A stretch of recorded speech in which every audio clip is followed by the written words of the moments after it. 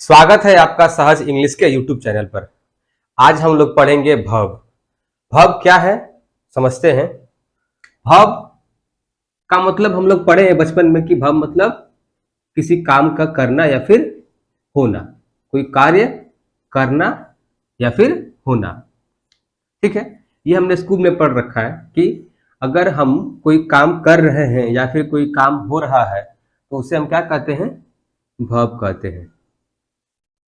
ठीक है, बट इसके अलावा वर्ब का और भी फंक्शंस है। वर्ब तो काम बताता ही है कि कोई काम हो रहा है, ठीक है, कोई एक्शन बता रहा है। उसके अलावा अलावा आप इसको पढ़िए, Ram is a good boy. यहां पे तो कोई काम नहीं हो रहा है। इसको पढ़िए, राम हैज अ मैंगो। यहां पे भी कोई काम नहीं हो रहा है, तो क्या इसका मतलब इसमें कोई वर्ब नहीं है? अगर वर्ब नहीं है तो फिर ये क्या है? अगर वर्ब नहीं है तो फिर ये क्या है? ये हमारा है हेल्पिंग वर्ब,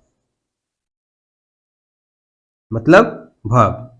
वर्ब तो है ही, तो वर्ब का काम और क्या होता है? वर्ब स्टेट बताता है, अवस्था बताता है। क्या बताता है? हमारा अवस्था बताता है। राम क्या है? एक अच्छा लड़का है, ये उसकी स्थिति है। क्या बता रहा है वो? कि उसका अभी क्या स्टेट है। राम कल के डेट में खराब बच्चा भी हो सकता है, तो वो कल की उसकी स्थिति होगी। यहां पे राम के पास एक मैंगो है, मतलब राम क्या पजेस करता है। पजेस का मतलब होता है उस पर उसका अधिकार। जैसे मेरे पास एक घर है, तो वो घर किसका है? मेरा है। उस घर पे अधिकार किसका है? मेरा है। उसी प्रकार यहाँ पे ये मैंगो किसका है? राम का है। तो यहाँ पे ये जो है ये वर्ब क्या कर रहा है? यहाँ पे ये पजेशन बता रहा है। क्या बता रहा है? पजेशन। तो वर्ब का तीन फंक्शन होता है मेनली। ठीक है, एक तो वो किसी एक्शन को होने या फिर करने को बताता है, दूसरा वो स्टेट बताता है, ठीक है, और तीसरा पजेशन। ठीक ठीक है। अब हमारे एग्जाम में कैसे क्वेश्चंस आएंगे उसको हम लोग समझते हैं। उसके पहले हमको वर्ब्स के सारे टाइप्स को समझना पड़ेगा। ठीक है, तो पहले तो हमने यहाँ पर समझ लिया कि वर्ब क्या है। कोई भी चीज का डिफिनेशन क्या होता है, उसका फंक्शन अगर हमको पता हो कि उसका फंक्शन क्या है तो हम उसको उसका डेफिनेशन बोल सकते हैं। तो यहाँ पे हमें समझ में आ गया कि वर्ब का काम क्या है। उस हिसाब से हम पहचान लेंगे कि यहाँ पे ये क्या है? हमारा वर्ब है। ठीक ठीक है जी। तो यहाँ पे अब हम इसको देखते हैं, राम ईट्स अ मैंगो। ये हमारा सब्जेक्ट, ईट्स मतलब ये हमारा यहाँ पे खाना, कोई काम हो रहा है, कोई एक्शन हो रहा है, ये हमारा वर्ब। ये हमारा क्या हो गया? ऑब्जेक्ट हो गया। ठीक है, यहां पे देखिए, Ram is eating a mango. Eat तो यहां पे है वर्ब, ईट तो यहां पे है। क्या है? यहां पे है।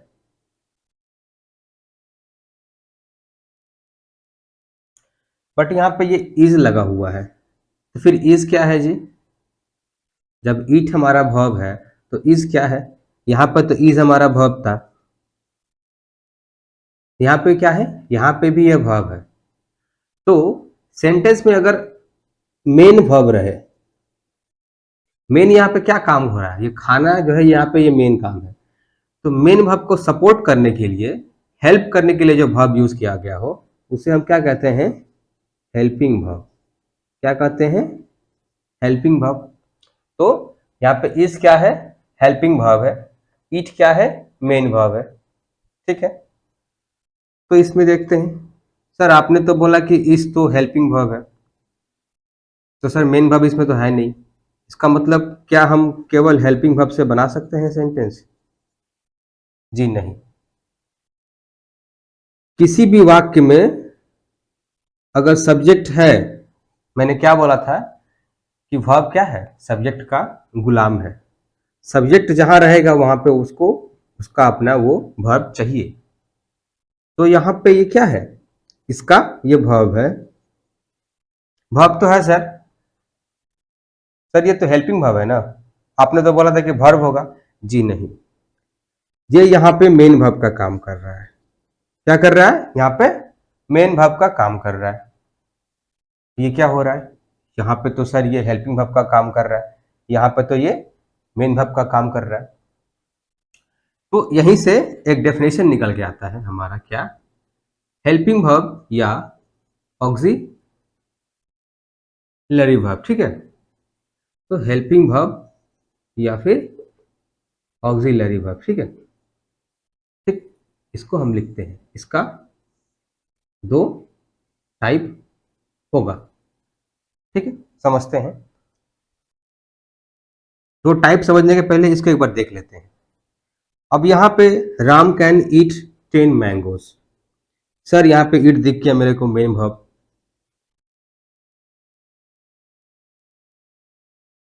यहाँ पे सर कैन, कैन क्या है सर, कैन भी क्या है हमारा, जब अगर मेन वर्ब है उसके अलावा एक और वर्ब है, ठीक है, तो वो क्या होगा, वो हमारा हेल्पिंग वर्ब ही कहलाएगा। क्या कहलाएगा, हेल्पिंग वर्ब ही कहलाएगा। ठीक है, तो हमको यहाँ पे हेल्पिंग वर्ब तीन कैटेगरी में दिखा।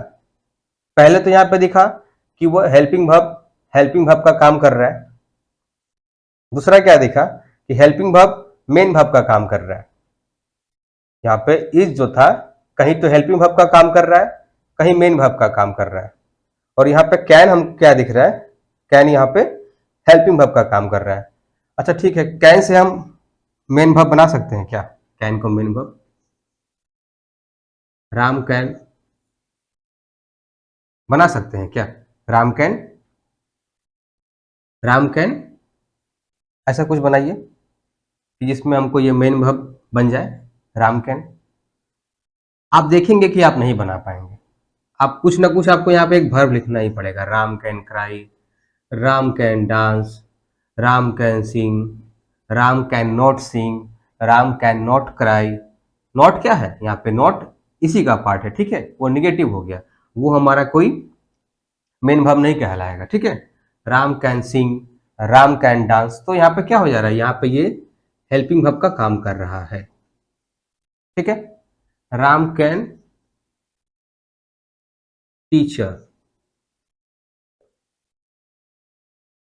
राम कैन टीचर, जबरदस्ती अगर हम इसको बनाना चाहें कि हम इसको हम बनाएंगे ही वर्ब, मेन वर्ब बनाएंगे ही, सेंटेंस हमारा ये क्या है, गलत है। हमको यहाँ पे क्या करना पड़ेगा, Ram can be a teacher. क्या ऐड करना पड़ा मेरे को यहाँ पे, बी। ये बी क्या है, ये बी है बी वर्ब। क्या है, बी वर्ब। तो क्या समझ में आया कि हेल्पिंग वर्ब का दो कैटेगरी है, एक जिसको हम हेल्पिंग वर्ब के रूप में भी यूज कर सकते हैं और मेन वर्ब के रूप में भी यूज कर सकते हैं, और दूसरा कैटेगरी क्या है जिसको हम मेन वर्ब के रूप में कभी यूज नहीं कर सकते हैं, वो हमेशा हेल्पिंग वर्ब का ही काम करेगा।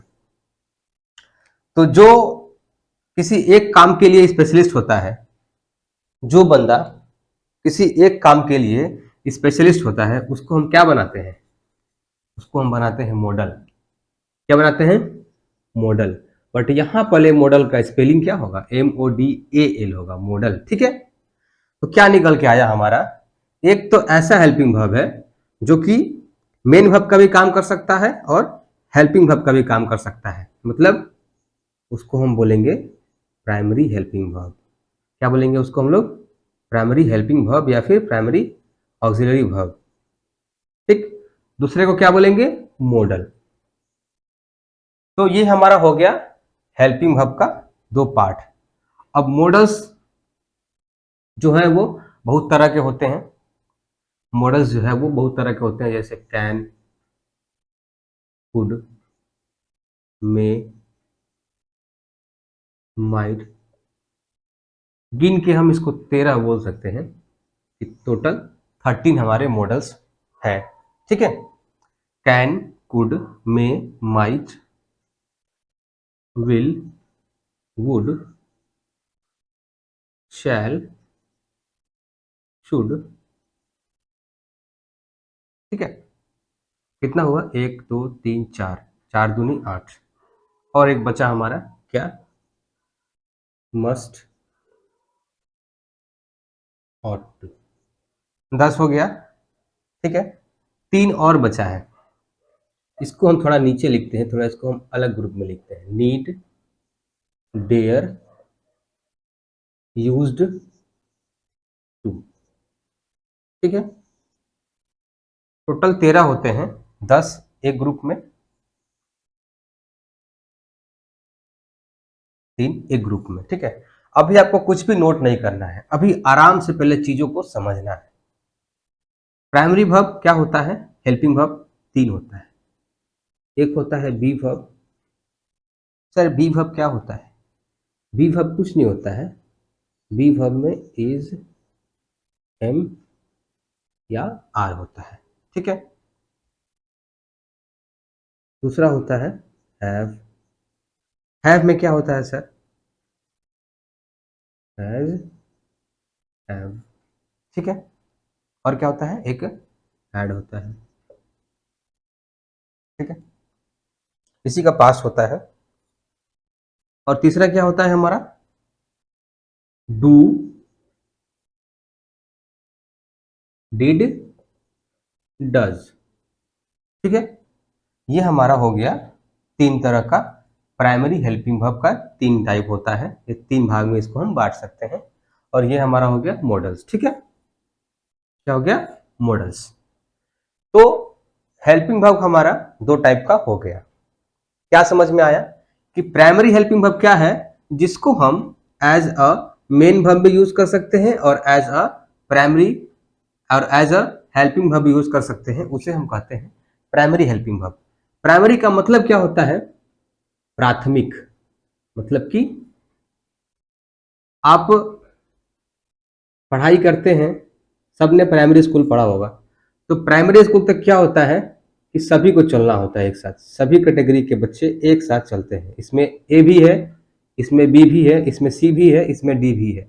प्राइमरी के बाद जो है थोड़ा थोड़ा स्पेशलाइजेशन क्या हो जाता है, चालू हो जाता है। ए एक दिशा में जाता है, बी दूसरे दिशा में जाता है, सी दूसरे दिशा में जाता है, डी दूसरे दिशा में जाता है। तो प्राइमरी का मतलब क्या हुआ? जो कि लगभग सारा चीज उसको पढ़ना है, मतलब कि उसमें सारा फंक्शन है, इसीलिए इसको हम लोग बोलते हैं प्राइमरी हेल्पिंग वर्ब। आप देख सकते हैं ये इज जो है यहाँ पे हेल्पिंग वर्ब का काम कर रहा है, तो यहाँ पे मेन वर्ब का काम कर रहा है। ये हैज जो है यहाँ पे मेन वर्ब का काम कर रहा है। तो अगर हम सेंटेंस लिखें कि Ram has eaten a mango, तो यहाँ पे आप देखेंगे कि जब ईटेन मेन वर्ब है तो ये क्या है? मेरा हेल्पिंग वर्ब है कि नहीं? तो इसी प्रकार हम इसको डिफ्रेंशिएट कर सकते हैं। तो अभी तक हम लोगों ने हेल्पिंग वर्ब को जो है डिफ्रेंशिएट कर लिया कि हेल्पिंग वर्ब हमारे 2 टाइप के होते हैं। बट किसी भी सेंटेंस में कोई भी सेंटेंस बिना मेन वर्ब के नहीं बन सकता है। अगर उसमें कोई मेन वर्ब नहीं है तो वहां पे हम हेल्पिंग वर्ब को ही मेन वर्ब बना देते हैं। अभी आपने देखा आपने कि राम इज ए बॉय में हम इसको क्या किए? मेन वर्ब बना दिए। ठीक है, तो मेन वर्ब हमारा रहेगा ही रहेगा। तो मेन वर्ब का भी कुछ टाइप होता है। ठीक है, तो आइए मेन वर्ब के टाइप को हम लोग थोड़ा समझ लेते हैं। सेंटेंस को पढ़ते हैं। Ram subject, loves cricket. ठीक है, subject, verb, object. Ram and Shyam love, verb, cricket. Ram loves to play, एक वर्ब यहां पे है, एक वर्ब यहां पे है। Ram and Shyam love to play cricket. ठीक है, एक वर्ब और यहां पे है। Ram and Shyam love playing cricket. एक वर्ब ये रहा, एक वर्ब ये रहा। तो सर आप देख रहे हैं कि लव, यहां पे लव्स है, ठीक है, यहां पे लव हो गया, यहां पे लव्स है, यहां पे लव हो गया। बट आप एक चीज देखिए कि यहाँ पे टू प्ले है, यहाँ पे टू प्ले ही रहा। राम है तो भी to play, Ram and Shyam है तो भी to play. Ram and Shyam है अगर तो भी प्लेइंग। अगर यहाँ पे ऐसा रहा है कि राम लव्ड प्लेइंग क्रिकेट, अगर केवल राम है और यहाँ पे पास्ट टेंस में है तो भी यहाँ पे क्या है, प्लेइंग ही है, प्लेइंग चेंज नहीं हुआ। तो चेंज क्या हो रहा है, सिर्फ लव में हो रहा है। कहाँ हो रहा है, लव में हो रहा है। तो जिस वर्ब में चेंजिंग आ रहा है वो एक अलग कैटेगरी का वर्ब है। जो वर्ब यहाँ पे देखिए टेंस चेंज होते ही, यहाँ पे देखिए टेंस चेंज होने के कारण इसका फॉर्म चेंज हो गया, यहाँ पे इसका नंबर चेंज होने के कारण इसका फॉर्म चेंज हो गया। यहाँ पे सिंगुलर था, यहाँ पे प्लूरल हो गया, क्योंकि यहाँ पे क्या हो गया, सब्जेक्ट हमारा क्या हो गया, प्लूरल हो गया। तो क्या समझ में आया कि जो जो वर्ब सब्जेक्ट के टेंस एंड नंबर पे डिपेंड हो, जो वर्ब सब्जेक्ट के नंबर और टेंस पे डिपेंड हो, उसे हम क्या कहते हैं, फाइनाइट वर्ब कहते हैं। क्या कहते हैं, फाइनाइट वर्ब। ठीक है, क्या कहते हैं जी, फाइनाइट वर्ब। अब यहां पे हम लोग देखते हैं प्ले को। यहां पे टू प्ले था, राम था, तो यहां पे राम एंड श्याम था तो भी टू प्ले था। इसमें दो वर्ब है, एक सेंटेंस में दो वर्ब हो सकता है, कोई दिक्कत नहीं है, ठीक है, दो से अधिक भी हो सकता है। ठीक, उसने मुझे मारा इसलिए मैं रोया, मैंने उसे मारा इसलिए वो रोया, मारा रोया। लव टू प्ले क्रिकेट, ठीक, ये एक वर्ब, ये एक वर्ब। तो इसको तो हमने कैटेगराइज कर लिया कि इसे हम ऐसे वर्ब को जो कि सब्जेक्ट का टेंस और नंबर पे डिपेंड हो, उसके अकॉर्डिंग चेंज हो, उसे हम क्या कहते हैं, फाइनाइट वर्ब कहते हैं। ठीक, लेकिन जो वर्ब देखिए चेंज नहीं हो रहा है, टू प्ले तो टू प्ले, यहाँ पे दो संख्या बढ़ गया, फिर भी यहाँ पे राम एंड श्याम ये प्रेजेंट में है तो भी प्लेइंग, यहाँ पे राम पास्ट में है तो भी प्लेइंग, लव्ड पास्ट में है तो भी प्लेइंग। तो जो वर्ब सब्जेक्ट का नंबर या टेंस पे डिपेंड ना हो, उसे हम क्या कहते हैं, नॉन फाइनाइट। इसका उल्टा है तो क्या लगा देंगे उसके आगे, नॉन फाइनाइट। ये हमारा हो गया नॉन फाइनाइट वर्ब। ठीक है, तो अब ऐसे ही नॉन फाइनाइट वर्ब हमारा यहाँ पे देखिए। सर आप बोलेंगे तो ठीक है, नॉन फाइनाइट वर्ब है, तो सर यहाँ पे एक तो दिख रहा है कि सर टू से बना हुआ है, एक दिख रहा है कि सर आप आईएनजी लगा दिए हैं सर वर्ब में। ठीक है, तो ये सब हमारा क्या है, इसका ये अलग अलग कैटेगरी है। अब हम लोग नॉन फाइनाइट वर्ब में भी क्या होता है, तीन कैटेगरी है। कितना कैटेगरी है, नॉन फाइनाइट वर्ब में तीन कैटेगरी है, जिसमें टू लगा होता है और प्लस वर्ब का जो है बेस फॉर्म होता है, two plus base verb. Base verb का मतलब एकदम प्योर प्योर फॉर्म, उसे हम कहते हैं इन्फिनिटिव। क्या कहते हैं, इन्फिनिटिव, INFINITIVE, क्या कहते हैं जी, इन्फिनिटिव। ठीक है सर, ये तो हो गया सॉर्टेड कि टू प्लस वर्ब का बेस फॉर्म इन्फिनिटिव कहलाएगा। सर इसे क्या कहते हैं, सर तो कंटिन्यूअस है सर, जी नहीं, कंटिन्यूअस का रूल क्या था कि subject plus is am are, या फिर वॉज वेयर, या फिर प्लूरल में अगर फ्यूचर में है तो विल बी। बट यहाँ तो ऐसा कुछ भी नहीं है सर, यहाँ तो कोई है ही नहीं ऐसा। तो यहाँ पे ये क्या है, ये हमारा कंटिन्यूअस नहीं है, ये है हमारा जिरंड। क्या कहते हैं इसे, जिरंड। ठीक है, जिरंड का स्ट्रक्चर क्या है सर, कुछ नहीं है, वर्ब का बेस फॉर्म में क्या करना है, आई एन जी। ठीक है, तो आई एन जी हमको दो जगह दिख सकता है, एक तो कंटिन्यूअस में, दूसरा जिरंड में। तीसरा क्या होता है सर, पार्टिसिपल। पार्टिसिपल क्या होता है सर, इसको हम बाद में डिस्कस कर लेंगे, इसको स्टार मार्क करके रख देते हैं। अब आते हैं हम लोग फाइनाइट वर्ब पे। फाइनाइट वर्ब क्या होता है सर, इसको समझते हैं। फाइनाइट वर्ब क्या होता है सर, ये तो हमने समझ लिया कि फाइनाइट वर्ब क्या होता है हमारा, जो कि सब्जेक्ट के अकॉर्डिंग चेंज होगा, सब्जेक्ट का नंबर और टेंस के अकॉर्डिंग वो चेंज होगा। ठीक है, कोई दिक्कत नहीं है।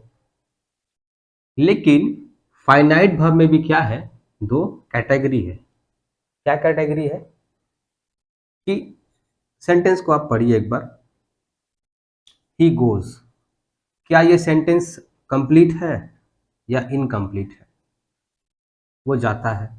ठीक, बर्ड्स फ्लाई, पंछी उड़ते हैं। ठीक, Ram sings a song, sir ये ठीक है, ठीक है। ही प्लेज क्रिकेट, ठीक है, ठीक है। He helps, he helped me.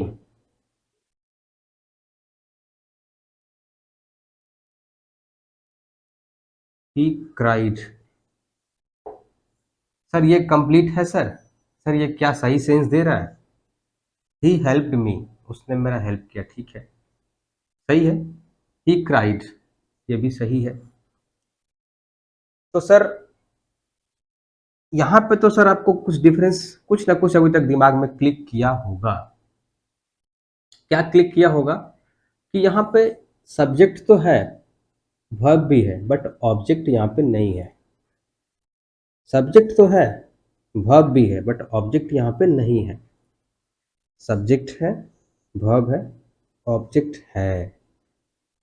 Subject है, वर्ब है, ऑब्जेक्ट है। सब्जेक्ट है, वर्ब है, ऑब्जेक्ट है। सब्जेक्ट है, वर्ब है, ऑब्जेक्ट नहीं है। ही गोज टू स्कूल, लो जी, he goes to school, object ला दिए, ऑब्जेक्ट है। क्या ये सही है? तो क्या टू स्कूल लिख देने से इसका रूप चेंज हो जाएगा? क्या ये अलग फैमिली से बिलोंग करेगा? आइए समझते हैं। मैंने पैसिव पढ़ाया था, आप ये देखिए कि इसमें से आप किस किस सेंटेंस का पैसिव वॉइस बना सकते हैं। क्या इसका पैसिव वॉइस बन सकता है? अच्छा ठीक है, इसका बन सकता है, he goes to school. Object से हम बना सकते हैं क्या, to school is gone by he, him, ऐसा कुछ होगा क्या? जी नहीं, इसका पैसिव वॉइस नहीं बनेगा। इसमें ऑब्जेक्ट है भी इसका, कि वो कहाँ जाता है, तो स्कूल जाता है, तो भी जो है इस वर्ब का इम्पैक्ट जो है वो किसी पर नहीं पड़ रहा है। इस वर्ब का इम्पैक्ट जो है वो इसी पे पड़ रहा है। किस पे पड़ रहा है? उस पे ही पड़ रहा है। इस वर्ब का इम्पैक्ट सब्जेक्ट पे ही पड़ रहा है, ऑब्जेक्ट पे नहीं पड़ रहा है, इसीलिए इसका पैसिव वॉइस नहीं बनेगा। और अगर ये ना भी हो तो भी सेंटेंस हमारा सही कहलाएगा। ठीक, वैसे ही चिड़िया उड़ती है, बर्ड्स फ्लाई। ठीक है, birds fly in the sky, हो चाहे ना हो, सेंटेंस हमारा सही है। तो क्या समझ में आ रहा है कि बिना ऑब्जेक्ट का ये चल जाएगा। बट इसको देखिए, ही प्लेस क्रिकेट, क्या खेलता है, खेलने का इंपैक्ट किस पे पड़ रहा है, क्रिकेट। क्या इसका पैसिव वॉइस बन सकता है, जी बन सकता है। Cricket is played by him. तो क्या समझ में आया, अ सॉन्ग इज संग बाई राम, इसका भी पैसिव वॉइस बन सकता है। ही हेल्प्ड मी, इसका क्या हो जाएगा जी passive voice, I was helped by him. He cried, इसका पैसिव वॉइस बन जाएगा क्या, जी नहीं बनेगा। तो क्या समझ में आया कि ऑब्जेक्ट जो यहाँ पर, जहां पे हमको ऑब्जेक्ट दिख रहा है, मतलब कि जो वर्ब बिना ऑब्जेक्ट के एक मीनिंगफुल सेंस नहीं देगा, उसे हम क्या कहते हैं, उसे हम क्या कहते हैं। अच्छा ठीक है, जो वर्ब, पहले ये समझते हैं कि जो वर्ब बिना ऑब्जेक्ट के भी कंप्लीट हो जाता है उसे क्या कहते हैं। जो वर्ब बिना ऑब्जेक्ट के भी एक मीनिंगफुल सेंटेंस देता है उसे कहते हैं इनट्रांजिटिव वर्ब। इनट्रांजिटिव वर्ब क्या कहते हैं जी, इनट्रांजिटिव वर्ब। क्या है इसका डेफिनेशन, कि ये without object gives a complete sense. दे रहा है, दे रहा है कि नहीं दे रहा है, गोज, फ्लाई, ट्राई। तो कुछ वर्ब्स, मेन वर्ब्स हमारे जो हैं, जिनको हम लोग फाइनाइट वर्ब बोलते हैं, उसमें दो कैटेगरी है। एक कैटेगरी तो हमारा हो गया इनट्रांजिटिव वर्ब, जो कि केवल सब्जेक्ट हो और वर्ब हो तो काम हो जाता है। ठीक,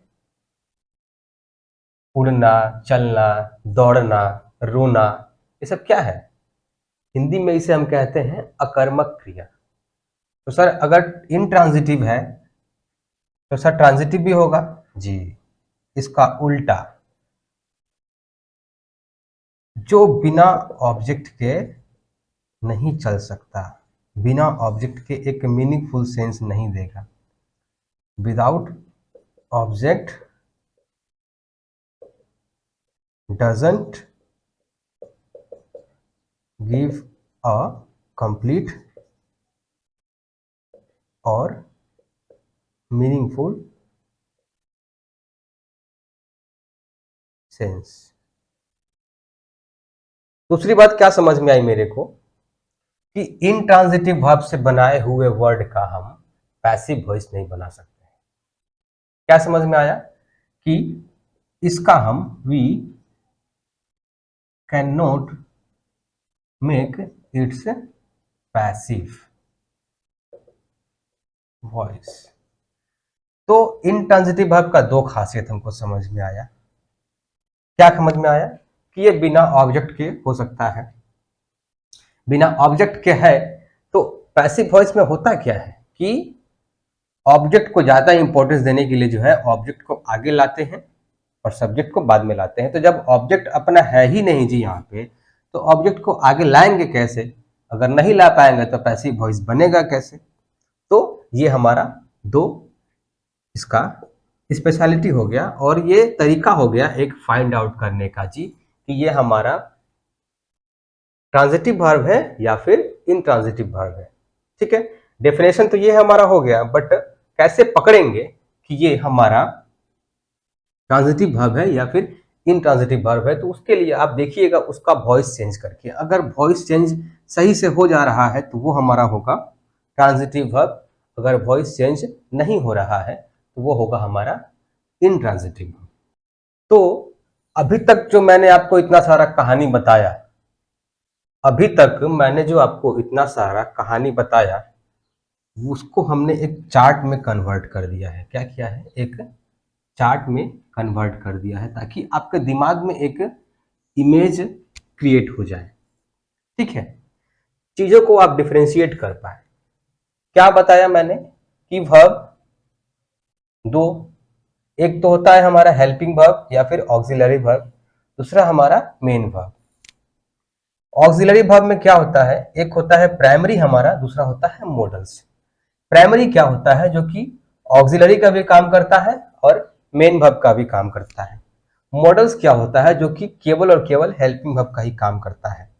बट इसमें मैंने क्या किया था, ये तीन वर्ड्स को नीड, डेयर और यूज्ड टू को अलग रखा था। क्यों रखा था जी? क्योंकि ये क्या है? ये सेमी मॉडल्स है। मैंने बोला था कि इंग्लिश ग्रामर क्या है? एक्सेप्शंस का एक भंडार है। कहाँ पे एक्सेप्शन आ जाएगा कोई गारंटी नहीं है। तो ये ऐसा मॉडल है जो कि मेन वर्ब का भी काम करता है। जैसे I need you, subject, verb, object. यहां पर तो कोई यहां पे आपका जो है मेन वर्ब नहीं है, तो मतलब क्या बन गया? यही हमारा मेन वर्ब बन गया।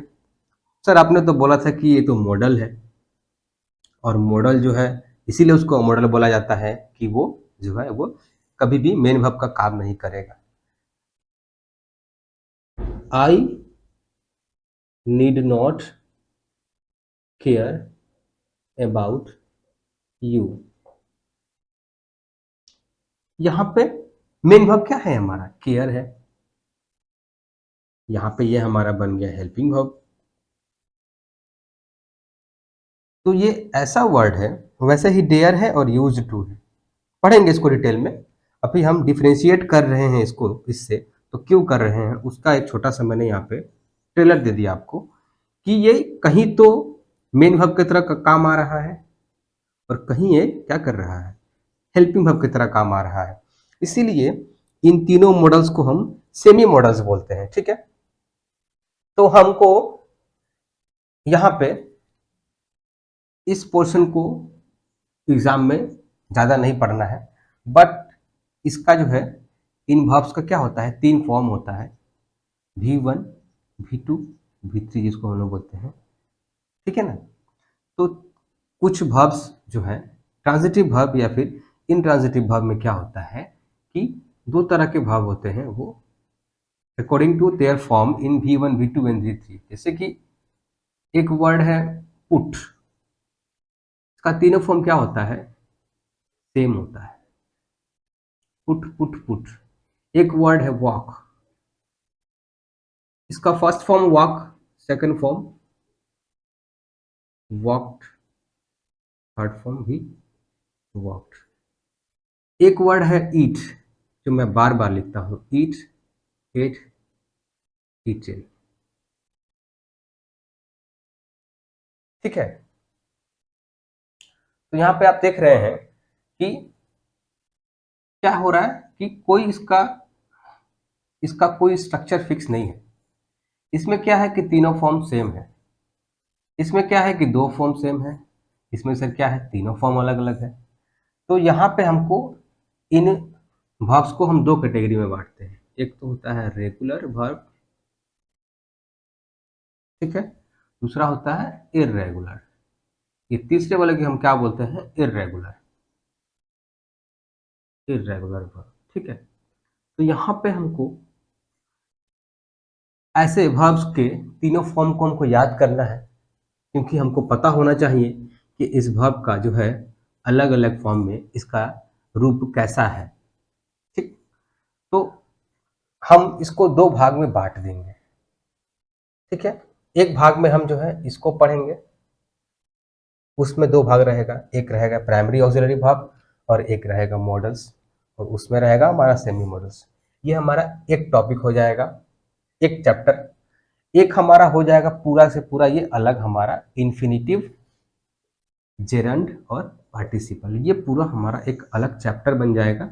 इसको हम लोग एक अलग चैप्टर में ही पढ़ेंगे। ठीक है, बट वर्ब को डिफरेंशिएट करना था, वर्ब को बांटना था अच्छे से, इसको अब पूरा जो फैमिली है उसको समझना था, इसीलिए हमको पूरा सबका नाम जो है एक एक बार हमको जिक्र करना पड़ा।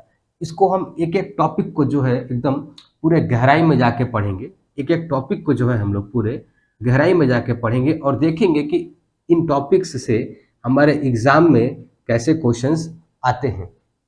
ठीक है, इन टॉपिक्स के किन किन रूल्स से जो है हमारा एग्जामिनर हमको फंसाता है। ठीक, तो ये जो वर्ब है हमारा फाइनाइट वर्ब, इसका हमको कुछ इंपॉर्टेंट वर्ब्स रहेंगे जिनको हमको याद करना रहेगा। ठीक है, तीनों फॉर्म को, और इन सब के रूल्स को हमको समझना रहेगा। तो हम सबसे पहले हम लोग उठाएंगे प्राइमरी हेल्पिंग वर्ब को। ठीक है, मतलब कि बी वर्ब, हैव और डू वर्ब, ये तीनों वर्ब को जो है हम लोग इनका यूसेज को जो है हम लोग एक बार देखेंगे कि इनका यूसेज क्या है हमारे एग्जाम के सिलेबस में और कैसे क्वेश्चंस आ सकते हैं। फिर उसके बाद हम लोग मॉडल्स को देखेंगे। उसके बाद जो है हम लोग नॉन फाइनाइट वर्ब में आएंगे, उसमें हम इन्फिनेटिव को अच्छे से पढ़ेंगे, जेरेंड को अच्छे से पढ़ेंगे और पार्टिसिपल को भी एकदम उसी लेवल में अच्छे से समझेंगे। आइए जी, तो हम लोग प्राइमरी हेल्पिंग वर्ब का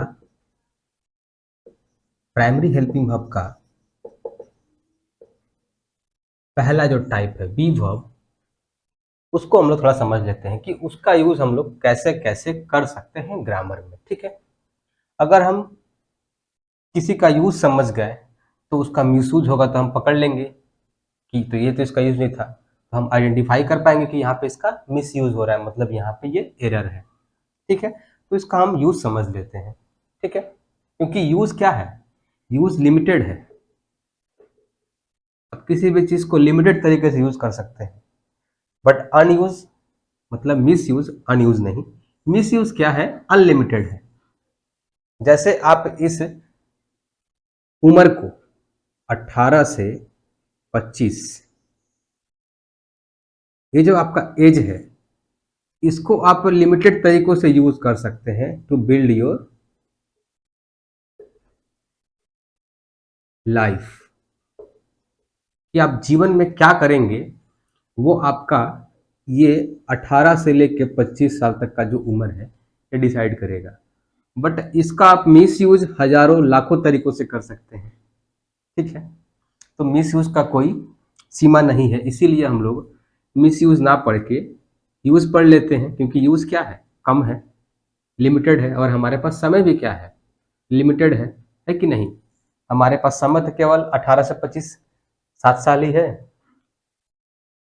जी नहीं, 7 साल हमें नहीं लगाना है, हमें कोशिश करना है कि 7 महीने में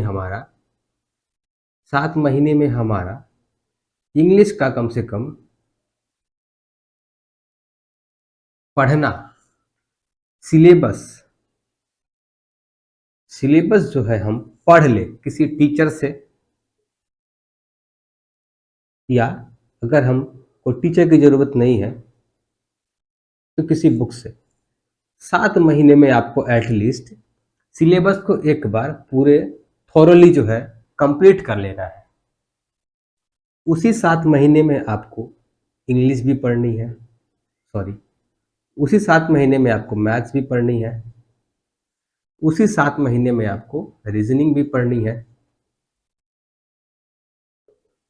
और उसी 7 महीने में आपको जीएस भी पढ़नी है कि नहीं। एसएससी या बैंक में यही मेनली 4 टॉपिक्स हैं, इंग्लिश, मैथ्स, रीजनिंग और जीएस, या फिर मैक्सिमम एग्जाम्स में यही 4 टॉपिक्स हैं। जीएस का बहुत सारा सेक्शन है। एक तो हमारा हो गया आपका जनरल अवेयरनेस, दूसरा हो गया करेंट अफेयर्स हो गया। जनरल अवेयरनेस में बहुत सारा टाइप है, आपका पॉलिटी हो गया, इकोनॉमिक्स हो गया, हिस्ट्री हो गया, ज्योग्राफी हो गया, है कि नहीं, साइंस हो गया। उसके अलावा अभी एक नया ऐड किया है एसएससी सीजीएल ने, कंप्यूटर, है कि नहीं। तो 7 महीने में केवल आपको इंग्लिश नहीं पढ़ना है, क्योंकि हफ्ता में 7 दिन होता है, एक सप्ताह में 7 दिन होता है, और एक महीने में 4 हफ्ता होता है, और 7 महीने में कितना हो गया, 7 × 4 × 9 × 7, तो 28 × 7, 7 8 56 का 6 हासिल 5, 7 दूनी 14, 5 19। आपके हाथ में 196 दिन है। एक चैप्टर को आपको पढ़ने में और समझने में मैक्स टू मैक्स 4 घंटा लगेगा। कितना घंटा लगेगा जी? 4 घंटा। मैं अभी थोड़ा टॉपिक से डेविएट हो रहा हूं, बट ये जरूरी है। केवल पढ़ा देना ही जरूरी नहीं है, उस पढ़ाई हुए चीज को आप दिमाग में कैसे रखें, कैसे उसको आप एग्जाम में फिर निकाल के यूज कर पाए, और कैसे आप एग्जाम तक जो है अपने आप को बनाए रखें, ये बताना भी जरूरी है। ये भी मेरा ही एक ड्यूटी का पार्ट है।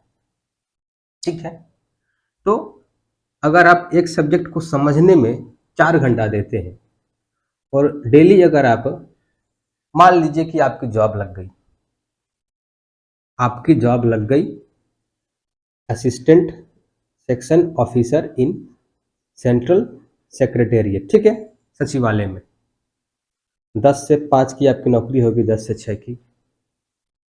कितने घंटे हो गए जी? 8 घंटे। आपको सैलरी कितने मिलेगी? 80,000। कितनी मिलेगी सैलरी आपको? 80,000 मिलेगी महीने की सैलरी। ठीक, तो अभी आपको क्या मान लेना है कि आपकी जॉब लग गई है। जॉब आपकी लग गई है। आपको सैलरी अभी कितना मिल रहा है? अभी आपको सर सैलरी कुछ नहीं मिल रही है। अभी आपको सैलरी जो है कुछ नहीं मिल रही है। ये 1 साल जो है आपको रखा गया है ट्रेनिंग के लिए। किसके लिए रखा गया है जी? ट्रेनिंग के लिए। ये एक ऐसी ट्रेनिंग है जहां पे आपको कोई सैलरी नहीं मिलेगी। जो पॉकेट मनी आपके घर वालों से मिल रही है, बस वही आपके सैलरी है। ठीक, आपके पास डेली 8 घंटे की जॉब है, 8 घंटे आपको ड्यूटी करना है। ठीक, 8 घंटे को हम 2 भाग में बांटेंगे तो कितना आ गया? 4 घंटा। हमारे पास मैथ्स में 30 चैप्टर होंगे, इंग्लिश में 30 चैप्टर होंगे, रीजनिंग में 30 चैप्टर होंगे, और जीएस में हमारा अलग अलग मिला के इसको हम मान लेते हैं कि यहाँ पे 60 चैप्टर है। बट इसका वेटेज देखा जाएगा अगर, तो इसका भी वेटेज जो है वो 30 का ही आएगा। ठीक है, क्योंकि जितना समय में आप 4 घंटे में आप जितना मैथ्स पढ़ पाएंगे या फिर जितना आप ग्रामर पढ़ पाएंगे, उसका आप लगभग 2 से 3 गुना जो है आप जीएस पढ़ पाएंगे। क्योंकि जीएस में क्या है, डाटा को आपको बस याद करना है, लेकिन मैथ्स और इंग्लिश में क्या है, आपको चीज़ों को समझना है। चीज़ों को समझना है और चीज़ों को जो है वो जल्दी से अप्लाई करना है एग्जाम में, इस पे काम करना है। जिनको मैथ्स ठीक हो गया, मैथ्स क्या है, रीजनिंग क्या है, इसका छोटा भाई है। जिनका मैथ्स ठीक हो गया, जिनका क्वांटिटेटिव एप्टीट्यूड अगर ठीक है, तो उनका अपने आप जो है वो रीजनिंग का जो है वो थोड़ा सा प्रैक्टिस करेंगे आप, रीजनिंग में आप इजीली 50 में 50 स्कोर कर पाएंगे। ठीक है, तो बात यहाँ पे आ गई आपके 8 घंटे की जॉब की। आपकी सैलरी क्या है? 0। तो आपको दिन भर में क्या करना है? सिर्फ 2 प्रोजेक्ट पे काम करना है, 4-4 घंटे करके। ठीक, 4 घंटे काम किए, 1 घंटे का ब्रेक लिए, फिर 4 घंटे काम किए। ठीक, मतलब 9 घंटा हो गया। आप 1 घंटे का ब्रेक ले रहे हैं, इसमें तो आप कोई काम नहीं कर रहे हैं, तो इसका आपको सैलरी क्यों दिया जाएगा? हालांकि सैलरी हमको कहीं भी नहीं मिल रही है, बट ये 1 घंटा आप जो गैप ले रहे हैं ताकि आप थोड़ा सा माइंड को रिलैक्स दे पाए, तो फिर आपको 4 घंटे कंटिन्यू करना है। तो अगर आप हिसाब करके देखेंगे 7 महीने में, 7 महीने का मतलब हो गया लगभग 200 दिन, लगभग 200 दिन हो गया। ठीक है, मतलब 50 दिन, 50 दिन आपको 50 डेज आपको हर सब्जेक्ट के लिए मिल रहा है। और डेली अगर आप 8 घंटे दे रहे हैं तो 400 घंटे जो है आपके पास है एक सब्जेक्ट के लिए। मैंने क्या बोला था कि एक सब्जेक्ट जो है वो, मान लीजिए कि एक सब्जेक्ट में 30 चैप्टर मैक्स टू मैक्स होगा, अगर आप उसको तोड़ तोड़ के और छोटा करते हैं तो 30 होगा। ठीक है, अगर आप यहाँ पे डिवाइड करते हैं 30 से, ठीक है, तो कितना आएगा, लगभग यहाँ पे आ जाएगा एक 125 से ज्यादा आएगा। कितना आएगा, 125 से ज्यादा आएगा, ठीक है। सॉरी 125 बोल रहे हैं, मतलब हमारा लगभग 12 से 12.5 से लगभग लगभग 13, ठीक है, 13 तिया 39, लगभग 13 घंटे से ज्यादा आएगा। मतलब आपके पास हर चैप्टर के लिए 13 घंटा मिल रहा है। कितना घंटा मिल रहा है जी आपको, 13 घंटा आपको मिल रहा है। और चैप्टर को समझने में कितना समय लगेगा, अधिक से अधिक 4 घंटे में लगभग एक चैप्टर का सारा कॉन्सेप्ट आप समझ लेंगे। आपको मिल कितना रहा है जी, 13 घंटा। मतलब 4 घंटे में आप जब समझेंगे किसी चीज को पहली बार, तो उसको जब आप अगली बार समझेंगे ना, तो वो आपको 3 घंटे या 2 घंटे में ही समझ में आ जाएगा, क्योंकि अगली बार आपके लिए वो एकदम नया नहीं होगा, ठीक है, एकदम नया वो नहीं होगा। तो आप उसको 3 घंटे या 2 घंटे में कर लेंगे। तो 7 में से 13 में से हमारा 4 गया, बचा 9 घंटा। उसको आप जब दोबारा रिवाइज करेंगे 3 घंटा, तो बचा 6 घंटा। 2 बार आपने रिवाइज कर लिया। हमें नहीं लगता कि 2 बार रिवाइज करने के बाद पूरे शिद्दत से, पूरे फोकस से आपको तीसरे बार उसको रिवाइज करने की जरूरत पड़ेगी। अब आपके पास बच गया है 6 घंटा। 6 घंटा में आप 2-2 घंटा अगर प्रैक्टिस के लिए देंगे, तो आप 3 बार उस चैप्टर को प्रैक्टिस कर सकते हैं। 2 बार रिवाइज हो गया, 2 बार आपने उस चैप्टर को पढ़ा, मतलब एक बार पढ़ा, एक बार रिवाइज, और 3 बार आपने उसको प्रैक्टिस किया। क्या प्रैक्टिस किया, खड़ाक से एक बार रिवीजन किया, क्विक रिवीजन, और उसके प्रैक्टिस क्वेश्चंस, प्रीवियस ईयर के क्वेश्चंस, प्रैक्टिस सेट आपने किया। क्या निकल के आया, आपका एक चैप्टर जो है 13 घंटा आपके लिए सफिशियंट है। आप आराम से जो है 7 महीने में सिलेबस कंप्लीट कर लेंगे। मैं आपको 1 साल देता हूँ। पापा मम्मी से आप 1 साल मांग के आए होंगे कि पापा हमको 1 साल दे दीजिए, मैं आपको सीजीएल का या फिर बैंक में पीओ का जॉब लेके दिखाऊंगा। 3 महीने आप क्या कीजिएगा, 3 महीने आप क्या कीजिएगा, आपने जो जूता बनाया है, आपने जो जूता बनाया है, चमड़ा को पीटा, सिला, रेडी किया, उसको पॉलिश करना है। क्या करना है, पॉलिश करना है। आपने जो पढ़ा है उसको पॉलिश करना है। इस 3 महीने आपको क्या करना है, पॉलिश करना है। जितना पॉलिश करेंगे उतना उसमें क्या आएगा, चमक आएगा, उतना उसमें स्पार्क आएगा, है कि नहीं। तो ये अगर आप स्ट्रेटेजी बनाते हैं मेरे हिसाब से, कि हमारा जॉब लग गया है 1 साल के लिए, जॉब लगने के बाद आप तो आपका तबीयत खराब हो, चाहे आपका मन ना हो, तबीयत खराब मतलब कि वैसा तबीयत खराब नहीं कि सीरियस वाला, आपका सर्दी हो, बुखार हो, आप एब्सेंट नहीं कर सकते हैं, क्योंकि आपका वहां पे रिस्पॉन्सिबिलिटी है।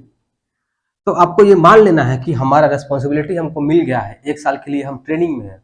और ट्रेनिंग में क्या होता है कि रिस्पॉन्सिबिलिटी को क्या करना होता है, 100% जो है उसको हमको सेटिस्फाई करना होता है। तो अगर आप ये मान के चल रहे हैं कि मेरा जॉब लग गया है, तो पहला बात तो आपके दिमाग से टेंशन हट जाएगा कि यार हमको जॉब लेना है। आपका दिमाग जो है उसके बारे में नहीं सोचेगा, अब केवल और केवल पढ़ाई के बारे में सोचेगा। दूसरा, आप अगर ये मान लेंगे कि 8 घंटा मेरा ड्यूटी है, तो आप किसी भी दिन आपका ये नहीं होगा कि आज हम 6 घंटा ही पढ़ेंगे, आज हम 3 घंटा ही पढ़ेंगे, आज दोस्त का शादी है तो पहले शादी में जाएंगे, खाएंगे पिएंगे नाचेंगे, उसके बाद आएंगे, अगर मन किया पढ़ने का तो पढ़ेंगे। जी नहीं, पहले ड्यूटी करेंगे। अब वो 8 घंटा यहाँ पे फ्लेक्सिबिलिटी है आपके लिए। यहाँ तो 10 से 5 रुकना है, 10 बजे पंचिंग करना है, 6 बजे निकलना है। यहाँ पे आपके पास फ्लेक्सिबिलिटी है, 24 घंटा में 8 घंटा सोना है, 2 घंटा क्रियाक्रम, 10 घंटा, आपके पास 14 घंटा में आप 6 घंटा बेकार कर दीजिए। 6 घंटा में दोस्त यार, समाज, मम्मी पापा, भाई बहन, सबको संभालिए। 8 घंटा आप निकालिए, उसको आप 2 भाग में बांट सकते हैं। 4 घंटा निकालिए एक बार, 4 घंटा एक बार निकालिए। बीच में आप 3-4 घंटे का दूसरा काम कर लीजिए, दोस्त यार, शादी ब्याह, भाई बहन, घूमना फिरना, गर्लफ्रेंड बॉयफ्रेंड, ब्रेक मिल जाएगा। बट ये 8 घंटा जो है ज्यादा नहीं है।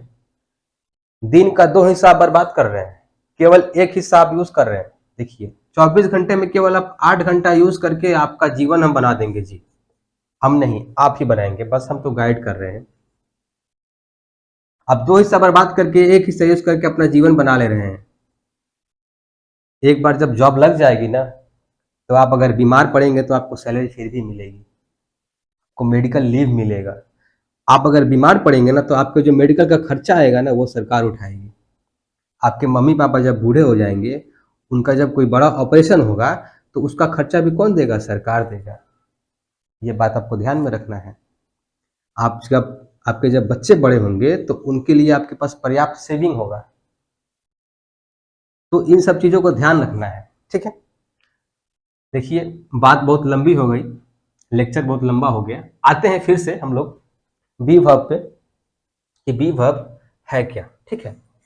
थोड़ा सा इसको हम मिटा देते हैं फिर से।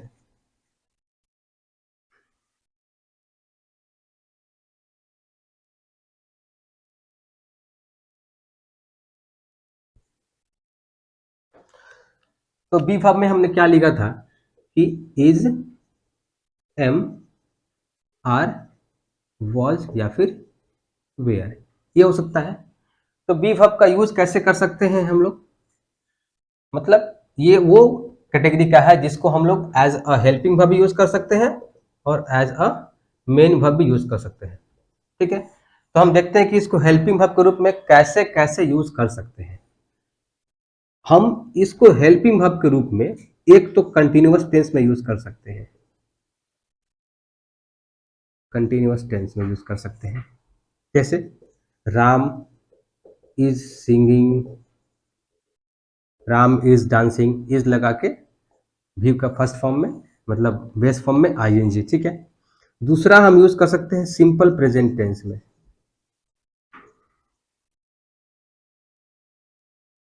सिंपल प्रेजेंट टेंस में कैसे? Ram is a good boy, इसको मारते हैं स्टार, ठीक। देखिए, स्टार क्यों मारा इसको मैंने? स्टार इसलिए मारा कि यहाँ पे अभी हेल्पिंग वर्ब नहीं रह गया। क्या रह गया? ये मेन वर्ब, ठीक है। तो हेल्पिंग वर्ब के रूप में इसको हम कंटिन्यूअस टेंस में यूज कर सकते हैं। दूसरा, हम यहाँ पे क्या लिखे हैं? Ram is a good boy, Ram is singing. अगर हम लिखते हैं कि cricket cricket is played by Ram, ये क्या कंटिन्यूअस टेंस है? जी नहीं है। ये कौन सा वॉइस है? बाय दिख रहा है सर, पैसिव वॉइस है। तो क्या समझ में आया कि पहला, और यहाँ पे देखिए वर्ब भी है, मेन वर्ब, इसके तरह नहीं है। तो पहला यूज इसका हो गया कि अगर ये हेल्पिंग वर्ब के रूप में रहेगा तो कंटिन्यूअस टेंस के लिए यूज कर सकते हैं। दूसरा, पैसिव वॉइस बनाने के लिए यूज कर सकते हैं। क्या समझ में आया? पैसिव वॉइस बनाने के लिए इसका यूज कर सकते हैं, ठीक है। इंडेफिनिट का, इसका इंडेफिनिट का, केवल और केवल इंडेफिनिट का बनेगा। यहाँ पे क्रिकेट इज होता या फिर क्रिकेट वॉज होता, ठीक है। अगर यहाँ पे ऑब्जेक्ट प्लूरल होता तो वेयर होता या फिर आर होता, ठीक। इंडेफिनिट का वो चाहे प्रेजेंट में हो, चाहे पास्ट में हो, चाहे वो फ्यूचर में हो। फ्यूचर में अलग हो जाता केस, यहाँ पे विल शैल हो जाता, तो फ्यूचर का बात नहीं करेंगे, ठीक है। प्रेजेंट या पास्ट का हम यहाँ पे यूज कर सकते हैं। वैसे यहाँ पे भी प्रेजेंट या पास्ट का, क्योंकि फ्यूचर का पूरा अलग ही कॉन्सेप्ट है। वहाँ पे हमारा हेल्पिंग वर्ब क्या रहता है? विल या फिर शैल रहता है, ठीक है। उसको हम लोग अलग से पढ़ेंगे, उसको हम लोग मॉडल्स में पढ़ेंगे कि वो मॉडल क्यों बन जाता है।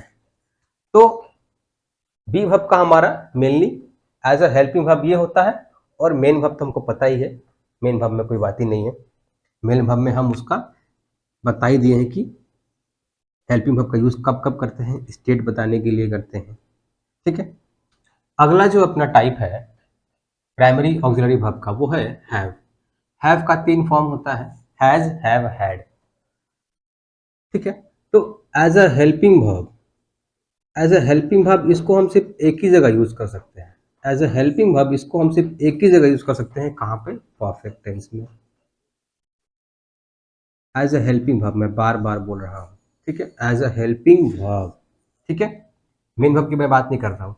एज अ हेल्पिंग वर्ब इसको हम केवल और केवल परफेक्ट टेंस में यूज कर सकते हैं, ठीक है। वो चाहे प्रेजेंट हो, चाहे पास्ट हो, चाहे फ्यूचर हो। जैसे Ram has eaten a mango, अगर प्लूरल है तो we have eaten a mango, अगर पास्ट में होता तो राम हैड होता ईटन ए मैंगो। पास्ट में केवल एक ही है, हैड ही है, सिंगुलर हो चाहे प्लूरल हो हमारा सब्जेक्ट। फ्यूचर में होता तो राम विल के संग फिर हैव लग जाता, ईटन अ मैंगो। क्या दिखा, हैज हैव हैड, ठीक है। तो एज अ हेल्पिंग वर्ब इसका हम यूज केवल और केवल परफेक्ट टेंस में ही कर सकते हैं, ठीक है।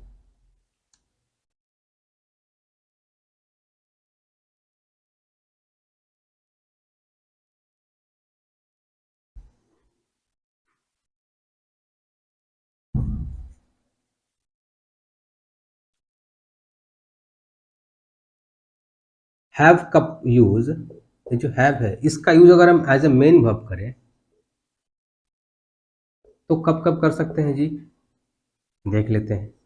लिखते हैं सेंटेंस, अपने आप समझ में आ जाएगा। Ram has a bulldog, Ram has a bulldog, we have a beautiful house. क्या समझ में आ रहा है मेरे को यहाँ पे, ऐसे इसको हम जब मेन वर्ब यूज कर रहे हैं, मैंने बता भी रखा है कि यहाँ पे ये क्या बता रहा है कि राम के पास एक बुलडॉग है, हमारे पास एक सुंदर घर है। मतलब हमारे पास क्या पोजेशन है, हम मेरे पास क्या है। पजेस का मतलब होता है किसी के पास कोई चीज होना, उसका होना वो चीज, ठीक है। तो राम के पास एक बुलडॉग है, हमारे पास एक सुंदर सा घर है। तो इसका यूज अगर हम एज ए मेन वर्ब करेंगे तो ये क्या बताएगा, ऑब्जेक्ट जो है हमारा, ये ऑब्जेक्ट क्या बताएगा, अधिकार बताएगा। क्या बताएगा, पोजेशन ऑन द ऑब्जेक्ट, ठीक है। ये पोजेशन बताता है मेरा, ठीक है, हैव।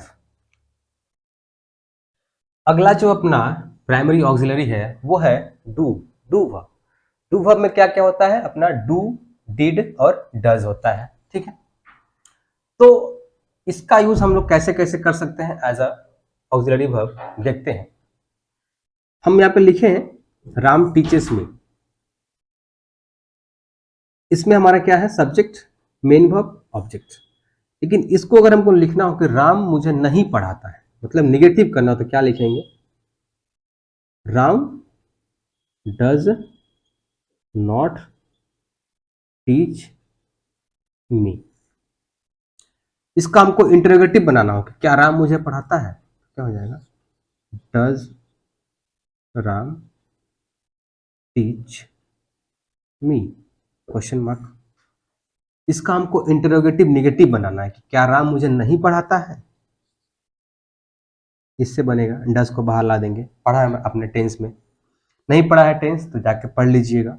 बहुत एकदम सुंदर से मैंने वहां पे एक्सप्लेन कर रखा है, एकदम बच्चों के लेवल से लेके जवानों के लेवल तक, ठीक है, क्योंकि बुढ़ापा में आपको एग्जाम क्रैक नहीं करना है। Does Ram not teach, sorry, teach me, question mark. तो क्या समझ में आया कि डू जो है,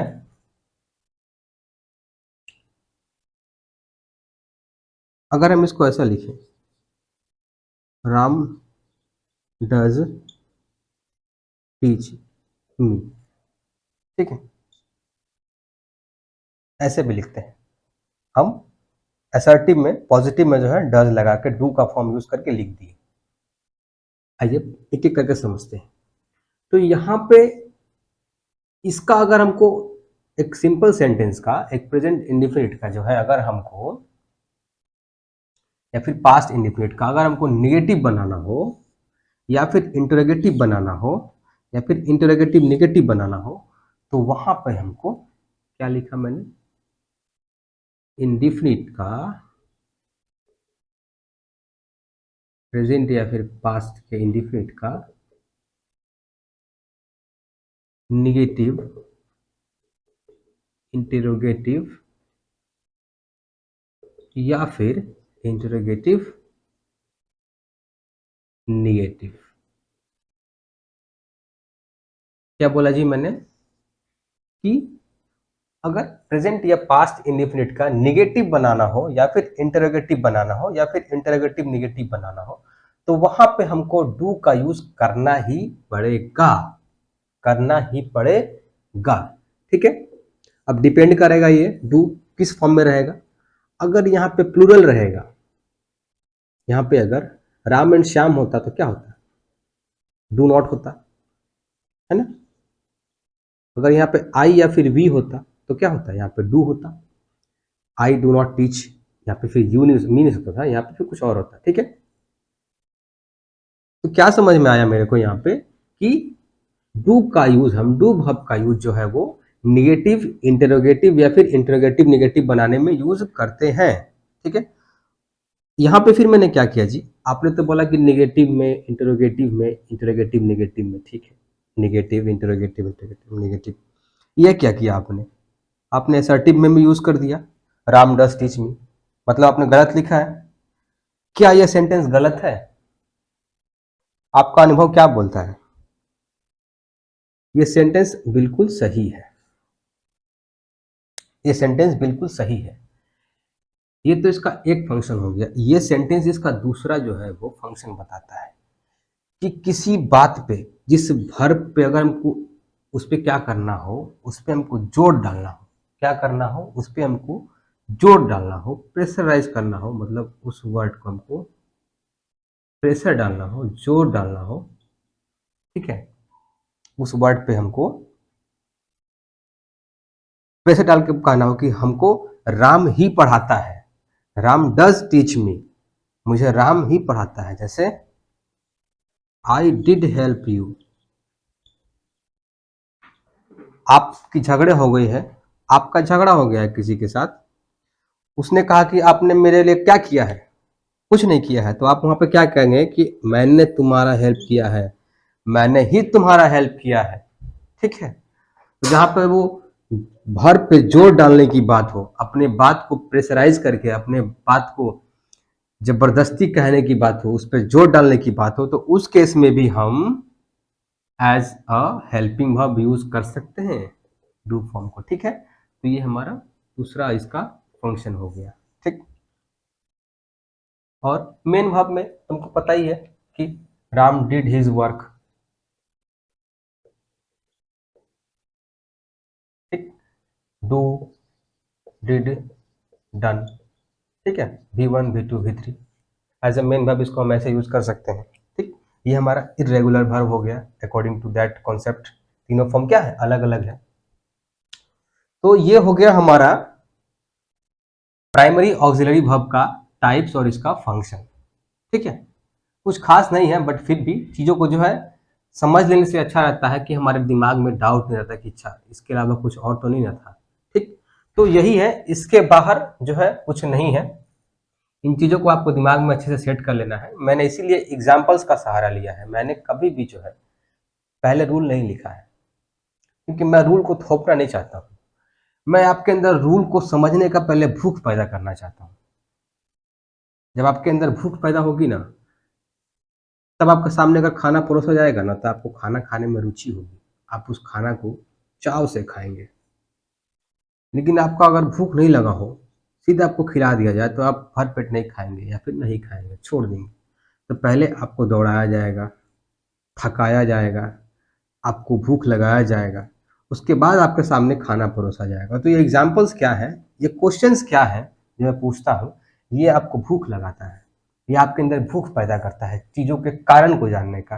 और कारण क्या है, ये हमारा रूल्स है। ठीक है, तो ये एक तरीका है, अपना अपना तरीका होता है चीज़ों को समझाने का। मैं इसी तरीके पर विश्वास रखता हूँ।